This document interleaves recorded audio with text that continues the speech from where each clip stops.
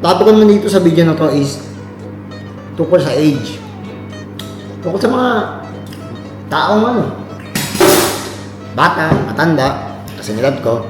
Unahin muna natin mga bata. Pagka sa mga bata, may matututunan ka sa kanila. Yung pasensya. Tsaka syempre yung pagiging inosente nila, pagiging cute nila, ganun. Na dapat masaya ka palagi na parang bata. Pusong bata ka dapat. Tapos syempre, habaan mo pasensya mo.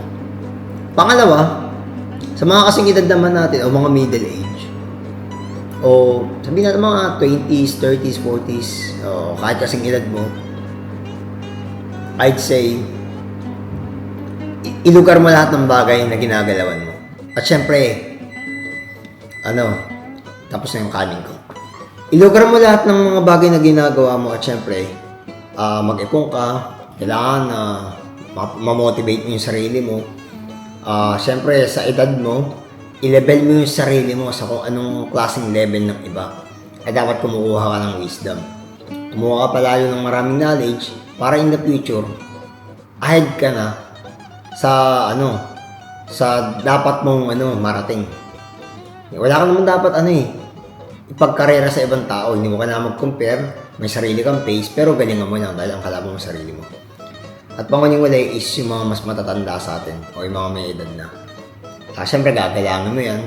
Sa kanila makakakuha ng wisdom and knowledge, mga paalala. So, siyempre, sa mga tito-tita, sa tito, mga seryoso sa buhay yan, mga yan. Siyempre, layo ka lang din ng konti, baka mag-visit sa'yo, mayabangan sa'yo, kagaya ng nararanasan ko minsan. Pero yun nga, ganun pa man, may mga matututunan ka sa kanila, seryoso sila sa buhay. Siyempre, maniwala ka sa kanila, pakinggan mo sila, pero siyempre, i-compare mo yung sitwasyon mo sa mga bagay gagawin mo. Sa mga tita naman, marami ka rin matututunan sa kanila. Masayang kasama, tawa lang ng tawa, kahit wala naman nakakatawa, para matakasan nila siyempre stress din sa buhay, tsaka siyempre mapagmahal ng mga tita. Kaya lang, hindi ito yung mga kamag-anak tita, overall to, na makakakilala mo. Ngayon, siyempre, hindi mo rin maiwasan may mga marites dyan at mahilig magsiya gumastos, pero ganun parang may matututunan ka na sa kanila.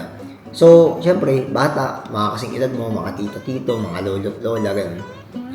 Yun ang masasabi ko sa mga age, sa mga pangyayari na to lang. Maraming salamat at yun, syempre, bon appetit, kain na tayo, handa na yung kanin ko.